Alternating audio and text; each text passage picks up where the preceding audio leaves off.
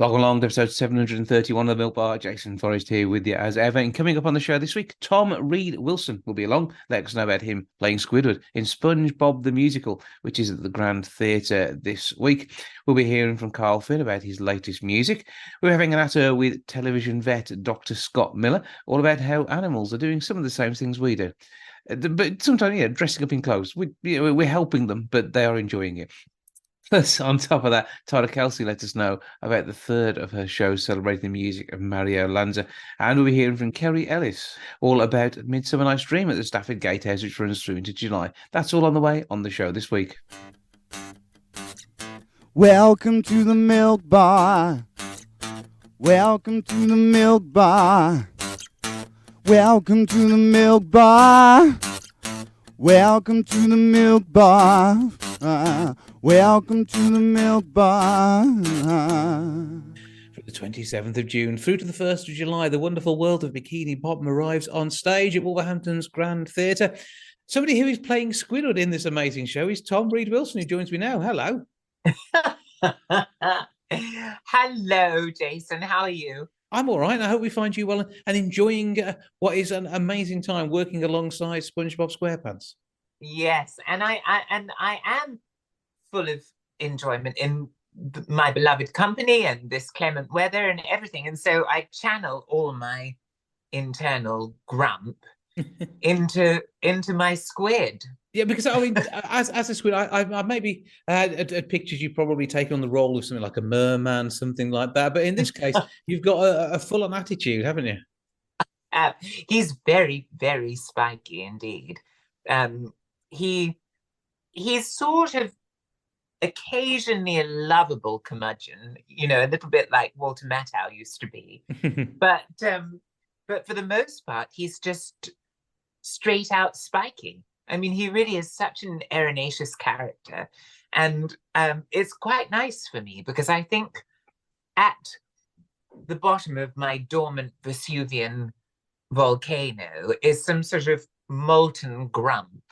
And it gets to come out in this character in one great machine gun volley. It's quite nice.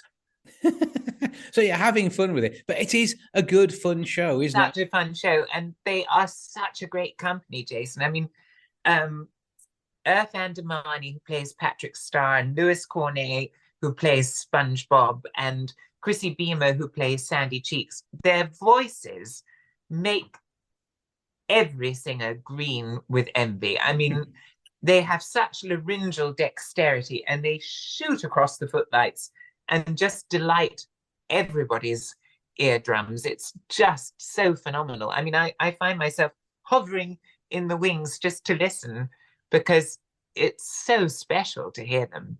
And the songs are so gorgeous to sing too, because we have about 15 different writers, ranging from David Bowie to Cyndi Lauper. And what it means in terms of a musical is that every song feels utterly bespoke to character because they're divergent in style while still kind of making a comprehensive whole. I don't quite know how that's happened because without having one writing team, you might think there wouldn't be that golden gossamer thread that runs through the whole show and makes it feel like a whole. Perhaps it's the orchestrations that does it, but it does feel like a cohesive whole. And with the story you're telling as well, we have a nice message that comes along that reminds us that we must look after our planet too.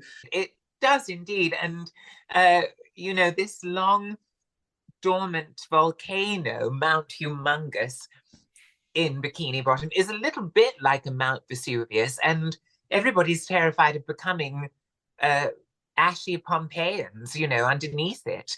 But it is about how these problems pose existential threat.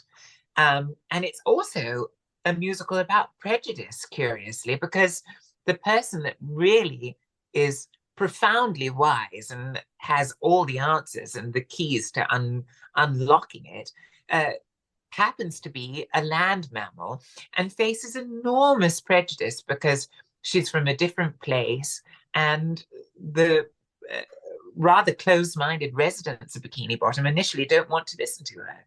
But it's SpongeBob, because he is open-minded and warm and kind, that does. And together they solve all the problems. So we've got a great message on stage. We've got some amazing fun. We've got brightness, colour, fun, vibrancy, music, and we've got you all dressed up. I mean, how does your look work for this? And is it something you maybe would consider doing for a fancy dress party after the show's finished? My look is extreme, to say the least. And it isn't without its peccadillos. I mean, I have 4 legs, so I'm a many-tentacled creature, and they wander about, especially when they're in tap shoes. But they go on with my trousers, and I've had the odd problem. The first time I went back to the show after a little break in Manchester in the Opera House, my legs went on backwards, and I was practicing the tap routine in my dressing room. And I thought, this is very curious. I'm entirely on the wonk. And I looked at my derriere in the mirror, and my legs were completely inverted, and my pretend gluteus maximus was digging into my real one. So I sent words to that effect into our group chat as a stonking great emergency before the curtain rose. And I just got 7 laughing emojis. I think anything that you write about inverted legs and digging gluteus maximuses, it is bound to be ticklesome, it seems. But they were reversed with about 30 seconds to spare. I staggered down to the wings like an old lush, and I was fixed. My legs were fixed just in time. You're clearly having a great time with the show, and I think that it's a good family show, isn't it?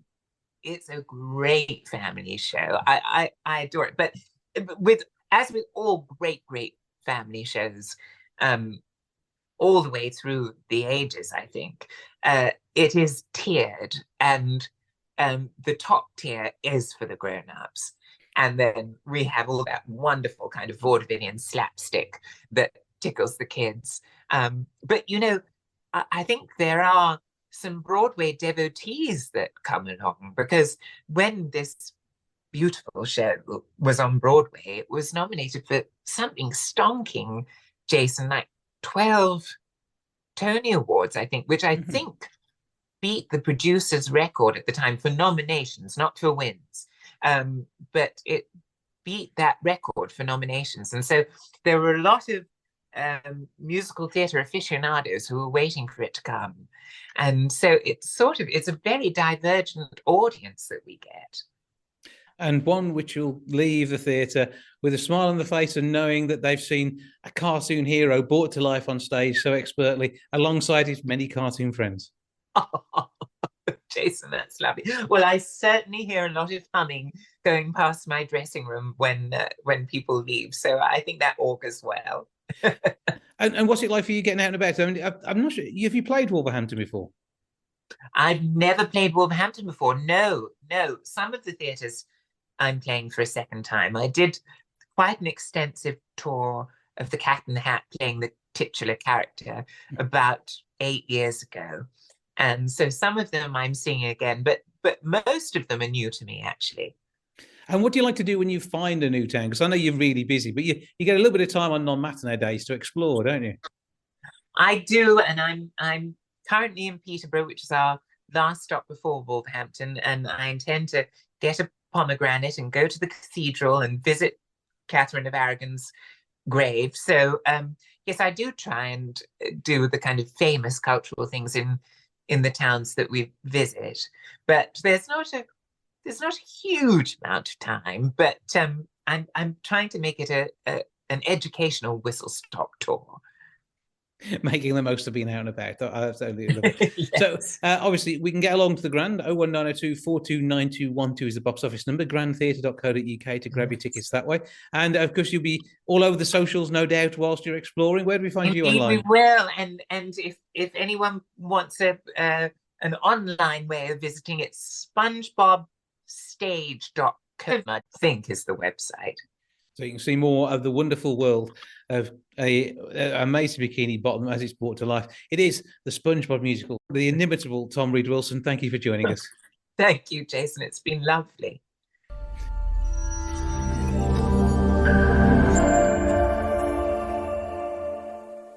It seems that 86% of dog owners reckon their pets are replicating human behavior. Am I talking to a dog or am I talking to Dr. Scott Miller? Let's find out. Hello, sir. How you doing? Hello. Unless my dog has got an Australian accent, which I think is highly unlikely. Yes, it's Dr. Scott here. How are you? I'm good, thank you. And obviously, I mean, you're looking after so many pets and being a vet to the nation on this morning. But when it comes to the behavior in our own homes, it probably doesn't replicate what they do when they get to the vets, does it? Most of the time. Definitely not. Definitely not. It always is upsetting to know, as an animal owner myself, an animal lover, that our patients don't love us quite as much. But when you come at things with sharp things on a regular basis, you can understand why that might be aversive to many. But look, this incredible survey by YouMove has shown that 4 out of 5 of us believe that our pets replicate human behavior, but actually so much of that, I believe, would be encouraged by their owner. I don't believe that the 13% of dogs that are wearing clothes are rifling through their owner's drawers to put them on. I'd imagine that's being a helpful hand being offered by their owners. Yeah, they're not so good with the buttons, and certainly if your dog was wearing a shirt like yours, I think it'd probably struggle a little bit. I think they could rock it. It certainly would work. Yeah. But when it comes down to the sort of behaviors that we have, one of the ones that maybe we need to get our pets involved in too is keeping their fitness levels up. And this is where we can track what we're doing with a fitness tracker. But previously, we haven't been able to do that with our pets. But that seems to be changing. Absolutely. Well, yeah, a lot of people now, about 32% of owners are suggesting that they do like using tech to try and understand a little bit more about how much exercise their animals are getting, also the amount of sleep that they're getting, and the amount of stress levels that they're showing. And that's all really important information for us as vets to be able to understand and to review, and for owners to just realize what's happening when they're not watching their animals. But exercise, like with all of us, is just so important. It increases longevity of animals as it does us. And there's just so many ways to consider exercising with your animal. And even if it's a cat or a small furry animal, there's lots of ways that we can keep them stimulated and enriched within their environments. And certainly attaching a device to their collar is going to make it much more interesting for you to see what they do get up to, particularly if you're doing this with a cat, because who knows what they get up to. I know the intriguing world of a cat that goes outdoors, especially the one that comes back heavier after a day's outings, because they're probably going to all the neighbors down the road expecting that they're going to be getting a tasty treat. But I think, certainly when it comes to exercise across the board, but particularly with our dogs, they're the ones that we take outdoors. We have to be quite careful this time of year. Seasonally, we have to ensure that they're not overheating while they're exercising. But there's so many fun things you can do with your dogs these days when it comes to being sporty and getting that heart rate up. Yeah, so what can be the most fun thing to do? Because it will vary by breed, won't it? We're not going to see a sausage dog running a marathon. Yeah, so that would take, maybe you would, but it'd be very slow pace, wouldn't it? And they'd have to have lots of breaks. But yeah, look, you're right in saying that each breed comes with its different set of exercise limits. And you kind of have to be careful when you're choosing a dog to be honest about your own exercise levels from the get-go. If you're a couch potato, that's fine. Find a dog that's a bit more of a couch potato. A very athletic dog, you might go for a more athletic breed of dog. So, but once you've got them, and there's so many things. So you can swim with your dog, you can run with your dog, and you can dance with your dog even. So that's why I'm so happy to be involved with this You Groove campaign to get dogs and cats off the couch and boogieing down. Okay, and pets with music preferences. Have you seen animals, absolutely, wanting to throw shapes to maybe the latest dance anthem, or are they more likely to enjoy a bit of Kylie? Do you know what? I have always thought that, and I think it's been reported a lot that they like the calming sort of sounds of classical music. But one thing I've always said is when we're trying to manage anxiety around bonfire night or whenever there's bangs, the best type of music is actually dance music, because it has that consistent beat, which means that, that sort of dulling the bangs that you're hearing but also it lifts the mood in the whole house. So, everyone can sort of be dancing around the house, and it breeds that sense of positivity and happiness. And our dogs are so attuned to how we feel that I think that it just lifts their mood as well. So yeah, I don't mind a bit of dance music in the dog. Absolutely. That'd be good. So how many pets have you got? So I've got loads. I mean, I've got 4 kids. They count as pets. And then I've also got 2 dogs, Scully and Ludo, who's our new Bernedoodle. Then we've got 2 cats, Ricketts and Luna. And then we have 3 tortoises, 2 chickens, and a hamster. So it's a very full house. It's a full house. And I should think that could be quite a rave. Yeah, absolutely. Moshing around with the glasses on and listening to a bit of Kylie. Why not? Yeah, absolutely. It's very fun. It sounds like it under the job. So obviously, when it does come to the pet's health, though, we do need to take it seriously because prevention is better than cure, and they need the exercise the same way as we do. And because pets will get the same sort of conditions, if it's a heart condition, cholesterol, all those sort of things, they happen to our animals too. For sure. So, keeping them lean is always a really important part of our job to remind people that sometimes you see a dog that you saw a year before, you're like, oh, that one's put on some pounds. And it's a little bit like kids growing that, you won't maybe see it, but your next door neighbor might see that your kids have shot up. So as vets, we see maybe they put on a little bit of extra ballast. So exercise is really key for that. And as long as you've kind of chatted to your vet or to the breeder about your specific breed, about how much exercise they can tolerate, then do get out there. And if it is that there's certain conditions that stop them from doing certain types of exercise, there's always other ways to raise their heart rate. And that's what it's all about, is just encouraging that metabolic rate, burning off those calories and keeping your pet nice and lean and mean. But equally, so in their diet, you need something which is going to help supplement all of that. And that's where YouMove comes in. Absolutely, yeah. So, joint supplements like YouMove are really important to try and keep joints as healthy as possible, whether it's the early growing stage, maybe it's in later life. But at all times when you have an animal that's quite active, the last thing you want is to be rate limited by sore joints, and YouMove's great for that. But, I really would say to anyone out there, if you think, oh, how can we exercise or entertain our pets over the summer, then have a look at this YouGroove campaign. It's so much fun. It's basically 10 to 15-second little videos that then are posted onto yougroove.co.uk, the website, and then myself, amongst a bunch of esteemed judges, will be crowning the YouGroove champion in the autumn. So looking forward to that. Which means you can only demonstrate moves, you can't enter the competition as well, because I've been a judge. It's against the rules. Yeah, I know. It's a shame, actually, because I like every time I'm on this morning now, I'm finding myself dancing. This morning I was dancing to Too Funky by George Michael. I've still got it. I'd like to think anyway. Well, we'll probably get to see proof of that online. Give us those details again and where we find the whole campaign. Yeah, so the campaign is called YouGroove, and it's at yougroove.co.uk. Just check it out. All the information is on there, and then just start posting your videos with your pampered pooch or feline, and we'll be judging later in the year. We'll look forward to seeing that. But now, Dr. Scott Miller, vet, on this morning across the nation and looking after your local practice too. Thank you for joining us. Thanks very much, Jason.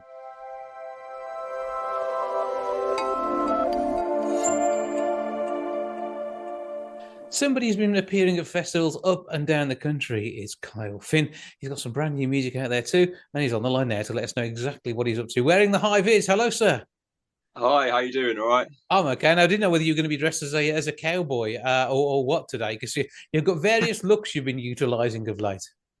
Yeah, I've invested in some different outfits for the festivals, shows that I've been doing this year. I've worked on a lot of country and western sort of pop, so I got a proper cowboy outfit, including chaps. So it's a bit of fun.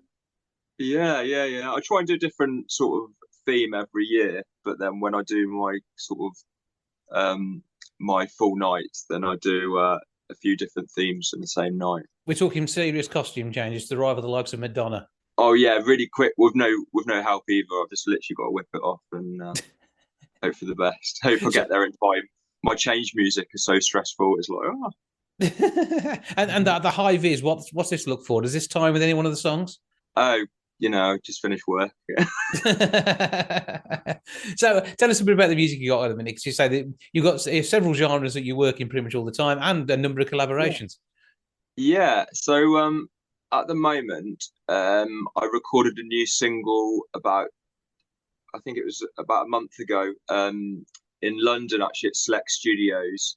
Um, it's a pop dance song. It's composed by Harry Edwards, who is also releasing his own single, Stranger on the Dance Floor, next month.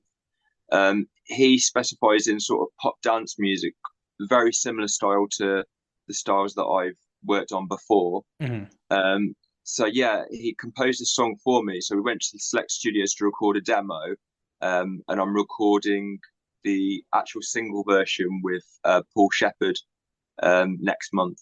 So yeah, hopefully I'll have that out soon. That's going to be a good one. And when you're not filling dance floors for sort of people throwing shapes, you're also letting them pop along to a bit of pop. Oh yeah, yeah, definitely. Yeah, I've worked on a lot of new sort of cover songs this year to add in my shows and stuff. So I'm trying to sort of think ahead really. I At the start of this year I probably worked on more covers than I've done at all, just to fit the themes of my shows and also what sort of along nicely to sort of my original music. So yeah. And the facial hair is also featured in various different forms over the last few months. Has this been tying with any video work you've been doing, or what's been going on? Okay, so yeah, this is actually thought out. So last weekend I did a country and western gig at a pub in Exmouth called the Bath House, and I sort of wanted a proper sort of country and western sort of cowboy tash. So it went right down here, and then this weekend coming, I'm performing at Stoke Pride, and I'm doing a little bit of a tribute to Freddie Mercury. So keeping the tash for that. But I'm quite liking it. I don't know. It's different for me, but yeah. It's the facial hair is playing a big part in your musical career, which is again unusual. But if you can get a tune out of it as well, that'd be fantastic, wouldn't Yeah. it? I like changing. I've always liked changing my look, but I actually recorded a music video with Gareth Hughes from GBC Television last year in Canal Street in Manchester, and I wanted a proper sort of 80s look because it was a song with Polaric. So we recorded this music video actually in Canal Street and went proper 80s with sort of denim jackets, leather jackets as well, denim jeans and polo tops. So yeah, looking forward to that one. So that'd be something we can look out for as well. Temporary Lover, that's what it's called. It's not available on iTunes and Spotify now, but we're waiting for the video from Gareth. So looking forward to watching that one. That's a good bit of fun. Actually, you do enjoy your image. I mean, Team Kyle is something which you're still pushing online as well. So there's the football look that we get periodically, and all this. I mean, you're heading out about from the Midlands up and down the country, and you mustn't know whether you're coming or going at the minute. I know, yeah. It's like the other week it was Southend, then it was Blackpool, last weekend Devon, this weekend Stoke, and then I've got one in Leeds the following weekend. It's exciting. It's nice to sort of see a bit of the country at the same time as sort of gig in there, because when you just go to gig, all you see is like a stage and the actual event that you're at. So it's nice to sort of explore the town or city you're at as well. And any of your other collaborators that you got stuff going on with? You mentioned Devon. There's somebody down that neck of the woods, isn't there? Devon. Okay, so yeah, I started working with the Brass, and I'm doing not Taunton, Teignmouth Carnival with them. So we're doing a proper sort of a West Country look. So I'm going to be like full of dungarees, singing like Wurzels covers and a bit of country and western as well, and sort of helping promote their pub. And they're actually holding a Pride, Teignmouth Pride, in September. So yeah, that's You can't move for different events and say hey, constantly changing what you're doing and mix it up a bit. So you're clearly having a lot of fun with this as well, but your audiences are enjoying it too. hopefully, yeah. I mean, I'm trying to do my original music alongside the shows, which is really hard this time of year because I'm coming back from my daytime job and I'm video editing or music editing or prepping for my gigs the weekend, and I'm halfway through doing a music video for Bobby Endo, the duet with PJ. So literally, I wanted to get that done before the summer, but it's just finding the time to sort of fit everything in. I'm released a song with Dwayne AJ I think it was last year, and we're recording a new one this year, so that's being worked on as well. But it's just trying to sort of fit everything in, and things are taking more time than I was hoping for, really. Yeah, but the thing is, you also want it doing right. You're not rushing it. You're going to get it so it looks and sounds the way you want. Yeah, definitely. Yeah, looking forward to getting some of that out there as well. But yeah, you're right. It's got to be how I want it to be. Otherwise, there's no point in sort of releasing it. There was a song I released early this year that took me 2 years to finish. It's called Be Strong. And it's literally, I had to keep sort of opening it up and going back to it, and finally got it to where I want it to be. So I released it in January. Well, lots of things online. Give us all the details on where we can find them, and also, of course, the full diary of events. So hopefully you know where you're supposed to be at all times. Yes, so if you go on my Facebook page, Kyle Finn Music, so Facebook.com/Kyle Finn Music, you'll find all the dates that I'm doing. My YouTube is the Kyle Finn, where you'll find my music videos. I'm constantly editing my my live show footage, so I'm putting that online as well. Yeah, and original music on there as well. And songwhip.com/Kyle Finn, that's where you'll find my original music to download or stream. And various barbering tips on keeping a moustache in the best shape possible for gigging too. Yeah. I don't know what it's going to be like next week. I think you could end up with his own vlog, to be fair. That might be good. Carl, always good to speak to you. Thank you for joining us. Have a brilliant time over the summer, and keep entertaining at all the gigs you've got coming up, and surprising whatever it is you choose to wear. Thank you very much. Take care. All right. Thanks for the interview. Remember growing up, I felt comfort in my dreams. Still do. I never did fit in with them. I longed for them to think like me, and as I lived my youth, I found no one is the same as me. They all have their own paths in life. Paths have joined and crossed, then end, but there's always been this love I hold. It's gotten me through, exposed my truth. Be strong for me, makes me feel I'm alive, even when I'm asleep. Forever we can keep on and dreaming. Do this for you. Remember, this is your life. Me, you, moments we share. Feel them. You got to set me free to bring back the love in me. Do this for us. Promise I will hold on, believing, even through pain we feel it. You got to set me free to bring back the love in me. Try to keep me safe, I know. Ground me from the start, still try. I understand tough love I give. I know I'm hard to tell, but think, and when I have the time, I see your passion was the care for me. Be strong for you, make you feel you're alive, even when you're asleep. Forever we can keep on dreaming. Be strong for me, remember, this is my life. I'm me, moments we share. Feel them. You got to set me free to bring back the love in me. I feel when I sing. I know I'm leaving. Be sure what you bring, 'cause life needs embracing. Be strong. For those who've gone, be strong. And live the song. Do this for me, makes me feel I'm alive, even when I'm asleep. Forever we can keep on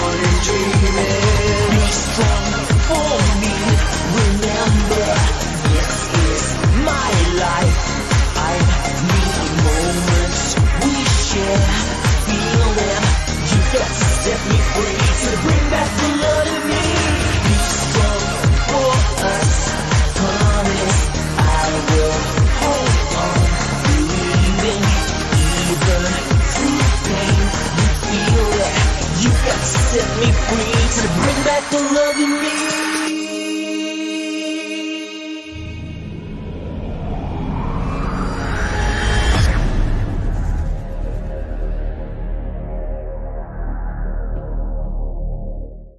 On the 14th of September at the Dormston Mill Theatre, there's going to be a truly magical evening of music celebrating the wonderful sound of Mario Lanza. Because You're Mine is the show, and Tara Kelsey joins me to tell me more about what we can expect. Hello to you.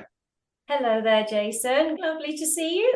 It's good to see you and good to speak to you again. And we've been following your shows for some time now, and I know they've been hugely well received. And this year there's been a trilogy. Yes, that's right. It's been a trilogy of concerts to commemorate the memory of the great American-Italian tenor Mario Lanza. And it all started way back in 2021. We finally brought our first concert to the Dormston Mill Theatre with Be My Love. And then we had the sequel last year, The Loveliest Night of the Year, back at the Dormston. And we promised all the people of the Midlands, the Mario Lanza fans, it would be a trilogy. So this year, on the 14th of September, back at the Dormston Mill Theatre, we have the final instalment of the great Mario Lanza trilogy, Because You're Mine. So we're back there with that concert, yes. Doors are going to be 7 o'clock. It's going to be a 7:30 start, and it's priced at £20. And that is huge value for money for the night. You're getting an amazing theatre with 3 performers on stage, and you, as ever, are one of them. And you'll be bringing your amazing voice to the audience. Tell us about who'll be joining you. Joining me is Italian tenor Simone Francesco Liconti from Bergamo, Italy, and he flies here to join us for each of these concerts to the UK. Back in 2021, Be My Love was actually his UK debut, although he's flown all over the world singing in many of the operas, taking the tenor leads of Mario Cavaradossi in Tosca, for instance, and Don Jose in Carmen. And now he's coming regular to the UK to celebrate our love of Mario Lanza with these concerts. And accompanying us will be the Midland pianist, and I'm sure you know him well, Ian Stevenson this time. So we're really delighted to welcome him on board and have his wonderful talent at the piano keyboards. Yeah. And this is in no way a tribute act, but it is a tribute show. There's a similar, what can I say? Not so much voice. I think every tenor voice is unique. Mm-hmm. And of course, Mario Lanza, you know, there's always great debates of how he was the greatest, and no one will ever match him. Well, it's impossible. He was unique. Mm-hmm. What Simone shares with Mario Lanza is a great charisma, and of course he has his wonderful own unique tenor voice, but he has a great charisma and sensitivity to the music, a big heart. These are all the qualities that Mario had. So he's the wonderful ideal to you know, be the part or the star of this concert, because it is those qualities to convey the music, to be able to convey. So it's not a tribute act as some people know, as in someone coming on stage trying to be Mario. Not at all.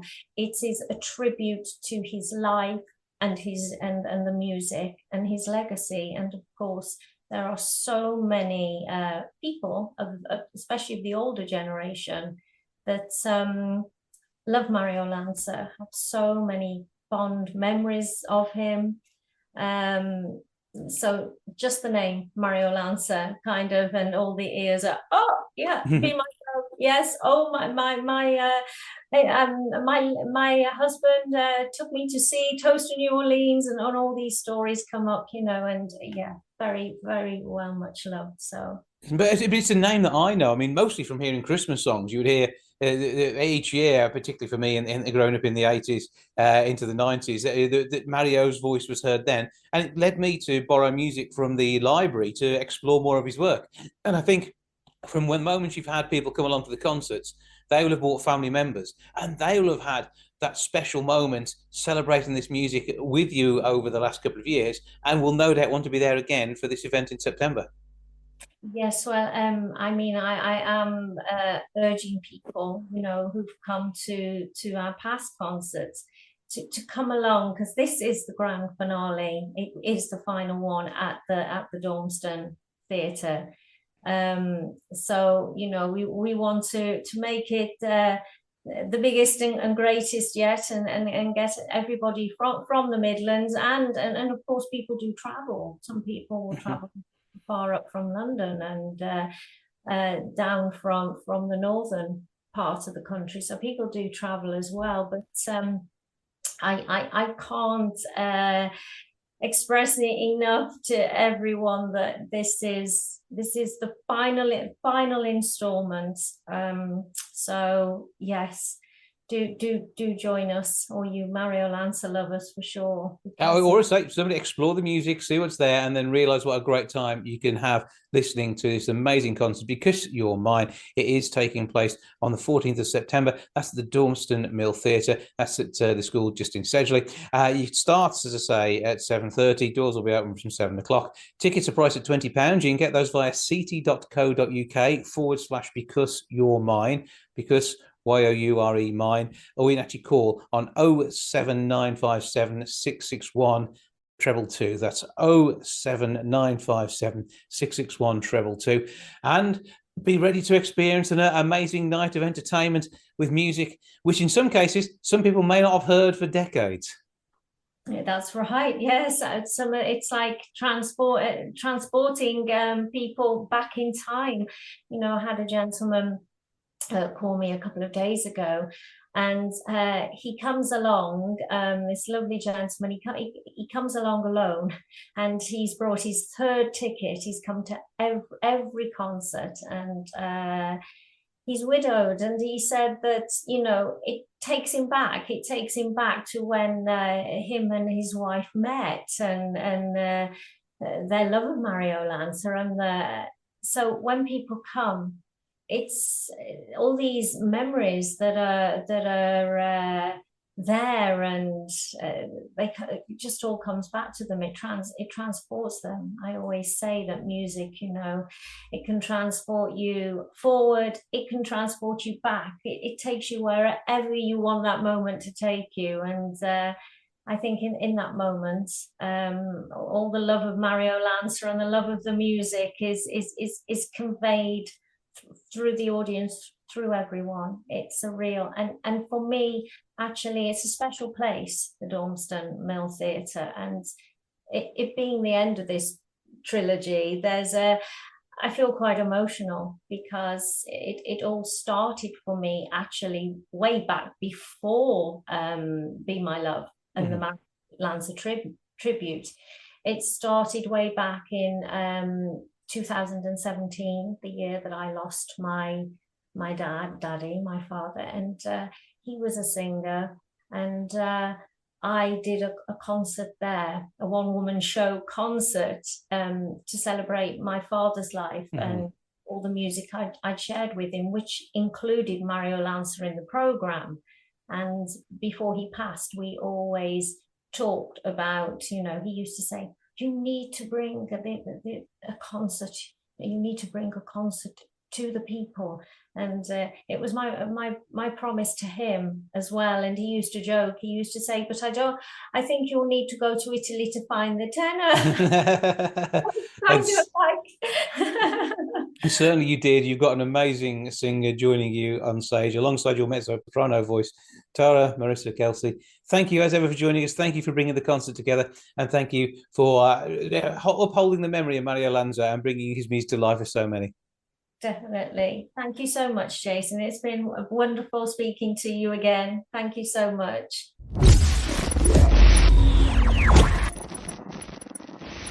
The Festival of Shakespeare is taking place in Stafford once more this year. Kerry Ellis is one of the stars, and it's going to be very busy between the 23rd of June and the 9th of July. And he's here now to tell us more about what's happening. Hello to you. Oh, hello. Thanks for having me on the show. Well, good to talk to you. And Shakespeare, it's not something that I would normally say. I hear the name Kerry Ellis, I'm thinking full-on musical numbers. I'm not necessarily thinking about some oldie English language. You know, it's my very first Shakespeare. I mean, I did The Tempest at school and, we studied Romeo and Juliet, but this is my first, I guess, professional Shakespeare. I've done a few plays in the past, but this is new for me. And I can't say enough how much fun and how much I'm loving the whole thing. And I mean, just from being up in Stafford in this beautiful theatre with such an incredible group of people, our wonderful director and our actors, our fellow actors are just, I mean, they blow my mind. It's been a brilliant introduction for me to Shakespeare. And so good to be doing it as part of a festival, which has been going on for 3 decades now. This is a real special treat, and it is a magnet from all around the Midlands for people to come along and enjoy Shakespeare in all sorts of different forms over the years. So what do you have for Midsummer, and that is going to feel different to what people may have seen in the past? What I like about Midsummer Night's Dream is that it's an accessible Shakespeare for people, and like it's new for me. And I think if you haven't seen a Shakespeare before, this is a great first one to go and see, because our brilliant director, Sean Turner, has made it so accessible. You really understand every word. The set is magical. The costumes are brilliant. And of course, like I said, the actors are phenomenal. I really feel just honored to be part of the whole thing. It's a real kind of immersive experience. The minute you walk into this theatre, there's kind of fairy lights everywhere and trees, and you really feel like you're going into the forest. And it's a wonderful story. It's funny. It's feel good. And it's brilliantly done. It's beautifully lit. There's just a real magic about it. And I think people are going to love it. So, it's something special because it is only on for those couple of weeks. So to do something that is that, capture that moment in time and then it's gone. I'm thrilled to be part of it, and I want as many people to see it as possible because I think it's going to be quite special. But we find ourselves in 1930s Athens. We do. I mean, nobody can see me, but I've still got my hair in at the moment, my little plait, and it's set in a beautiful kind of, you get that kind of sense of the warmth, the heat, and it's a really nice feeling. It makes you feel like you're going on holiday. And then we get the kind of change into the woods and the fairy realm in the woods, and that's kind of magical. Yeah, I mean, it's our set is fantastic. It really kind of transports you the minute you see it. It's brilliant. And you've mentioned the cast. I mean, you are part of an amazing lineup, including some people will know better from the silver screen rather than the stage, potentially. Yeah, absolutely, Jonathan Hyde. I mean, what a privilege it is to. I mean, I work kind of opposite him because he plays bottom, and he is just. I mean, it's just like watching a genius at work, really. But he's so generous. He's so kind. He's been brilliant to me, and he's very funny. And yeah, you do feel like you're, in the watching greatness happen in front of you. He's magical, and of course, like lovely Millie Zero, who probably lots of people have seen on the telly as well. Wonderful, young, fresh. Again, makes Shakespeare seem like a modern day language. She's so. You can't take your eyes off her. She's just she's so interesting to watch. And we have the whole cast. I mean, Nora, James, Richard, Dan Barton, who's another musical star. He plays Oberon, and he's again fabulous. It's just a brilliant. We have some actor musos as well who play on stage and obviously act in the scenes as well, who are just uber talented. I'm humbled every day by them. yeah, and a wonderful creative team. I mean, just can't speak highly enough of it. I'm just really proud of what we've done, what we've created in these kind of few weeks. And we're we're thick in the middle of our tech rehearsals at the moment, and we're kind of almost ready to just start sharing it with an audience and to start hearing that reaction and share what we've been up to. And so this is part of the joy of the Shakespeare Festival. It brings people in who maybe only will see one Shakespeare production a year. If not, it could be their first time too. You said it's accessible. I mean, it's billed as Shakespeare's best comedy, and you can't go wrong with jokes which have been honed over such a long period of time. And in particular, the way he worked the script to make everything work to be accessible to so many people. And that just, again, it means that we can get into it today. Yeah, absolutely. I mean, it really is just a really good night out or a good afternoon out. We've got some Sunday matinees, so if the kids want to come, I think we're doing some school shows as well. It really is a Shakespeare for everybody, and even the people that have seen a lot of Shakespeare. I think this is going to be pretty up there. It's a really good one. And have you got one favourite moment that we can talk about without spoilers for those who haven't seen it already? I've got lots of favourite moments. I mean, the young guys that play the lovers are just magical. They have this brilliant scene that's there's lots going on. I can't really tell you because there's too many exciting surprises. But just the set. I think the set is so. It is so unique, and so you really feel like you're stepping into that world. I can't say anything without kind of giving it away. Okay, we're not going to spoil anything because it's going to be truly magical, and it is sort of an immersive feeling as soon as you walk into the theatre, though, isn't it? Oh, absolutely, yeah. I mean, what they've done, the front of house, the stairs, the whole theatre just feels like it feels more of like an immersive experience than just going to see a show. Literally, the minute you step inside the theatre, you're walking along the trees and the magical fairy lights, and it gives you that kind of sense of occasion. It gives you that kind of magic, which I think is what people will take away with them. That it's a whole immersive kind of experience. It's magical. And I think then we need to point out this year the festival is taking place in the Gatehouse itself. I think that it's just the way it lends itself for this particular production, isn't it? And I think that you won't have been involved in one of the outdoor ones, but for this, it just felt right this time to do it in house. Well, I run up to the castle since I've been here, and it's beautiful up there. It really is. I mean, but I think to have.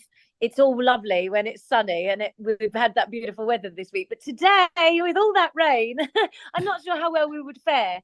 But you know what? It's good to give the castle a little bit of a rest, let the grounds heal, let the grass grow, and allow this to happen.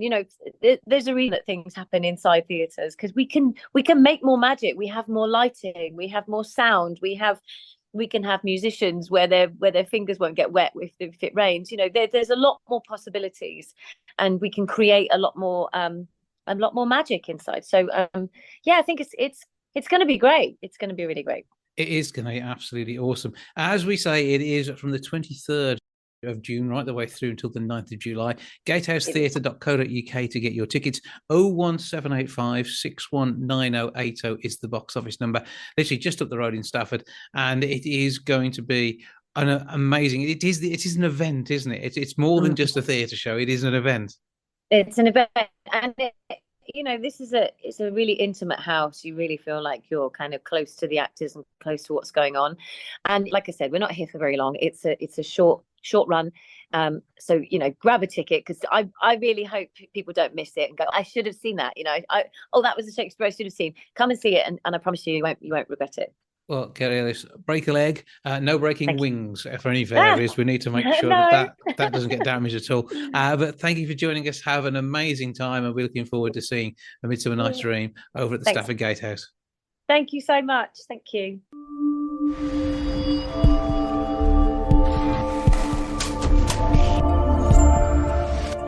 That's all for this week. Thank you so much for joining me. Back with episode 732 next week. I'll see you then. Ta-ra for now. Goodbye from the milk bar. Goodbye from the milk bar. Goodbye from the milk bar. Goodbye from the milk bar. Yeah. Goodbye from the milk bar.